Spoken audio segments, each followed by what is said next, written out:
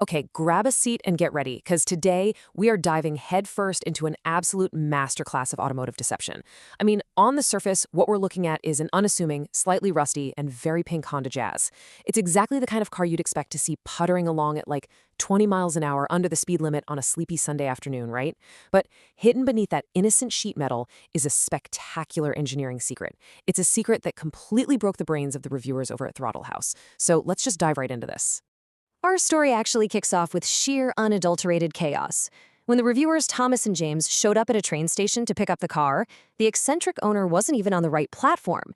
Instead, they just found the keys sitting there, alongside a handwritten instruction card. And get this, the note ended with a literal countdown. 3, 2, 1. The guys were so bewildered, they joked the suspect had just handed them an exploding card. I mean, talk about a bizarre, hilarious start to a journey. Which brings us right to the core mystery of our explainer today. Why on earth is a world-famous train spotter driving a rusty pink track monster? He affectionately calls her Rhonda, a play on the license plate. But the contrast between this car's innocent, kind of battered facade and its hyper-aggressive true nature is just completely baffling. To really wrap our heads around this, we have to look past the surface and try to decode the intentions of a mad genius. Now, just so we're all on the same page, what exactly are we dealing with here? Well, it's called a sleeper car. That's basically a high-performance vehicle hiding inside a completely ordinary, unassuming exterior. You might pull up next to one at a stoplight, think absolutely nothing of it, and then literally watch it leave you in the dust when the light turns green. And the car we're looking at today, it is arguably the ultimate, most unhinged manifestation of this concept that anyone has ever built. Let's talk about how this whole facade started, because it wasn't originally bought to be a track weapon at all.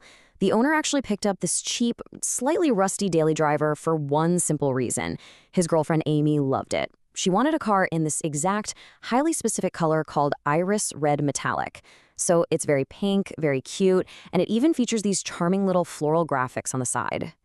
But the illusion starts to crack the second you read the bizarre rules left on that instruction card.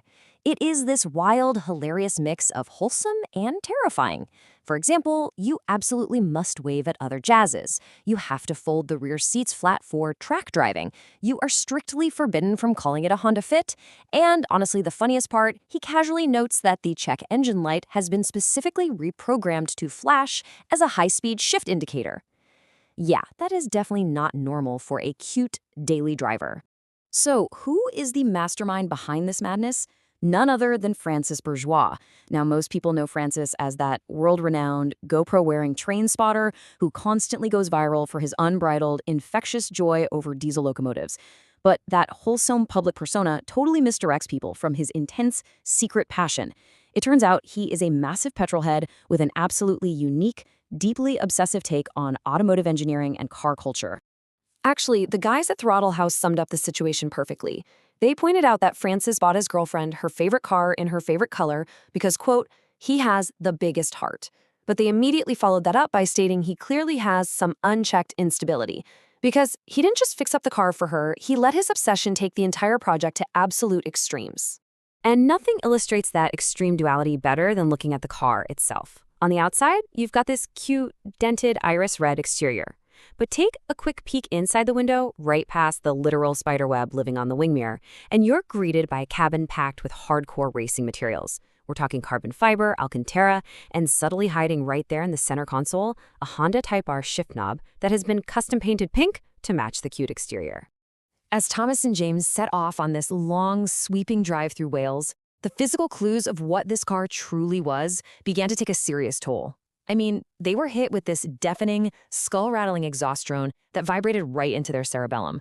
It was so unbearable that Francis, in a stroke of weird foresight, had thoughtfully provided paracetamol in the car. Eventually, one of the drivers was forced to put on heavy-duty, construction-style ear defenders just to survive highway speeds.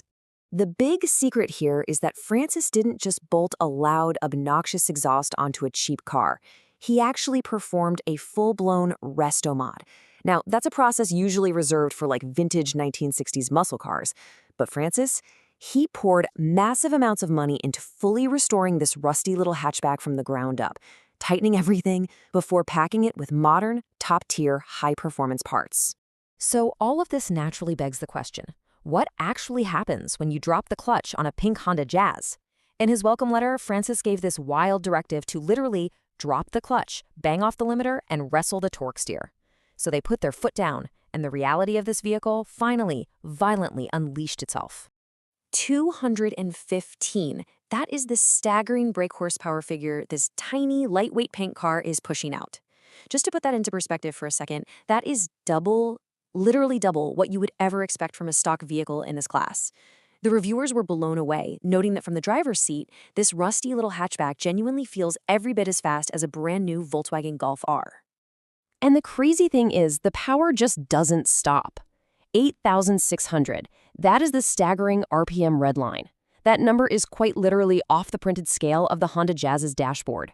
Pushing a tiny city car to 8,600 revolutions per minute induces this wild mix of sheer panic and immense thrill. You're just revving higher and higher until, exactly as Francis promised, that check engine light aggressively flashes in your face. So how did he pull this off? Well, by creating a mechanical Frankenstein. Francis brilliantly transplanted the beating heart of a Honda Civic Type R, the legendary K28 engine from an EP3, right into this tiny pink shell. And he didn't stop there. He paired it with a Civic transmission and engine control unit, slammed the whole thing on teen coilovers for suspension, and added a limited slick differential so the car could actually put all that absurd power to the ground without just spinning the tires into smoke. But honestly, my favorite detail, the most brilliant part of this entire build, is what he did to this shifter. To maintain the illusion that this was just a boring stock car, Francis went to insane engineering lengths. He took a shift linkage out of an Acura Integra, modified it heavily, and somehow managed to mount it perfectly in the exact stock location of the Jazz. That ensured it looked completely original to anyone peeking through the window, all while flawlessly handling a race-spec transmission underneath.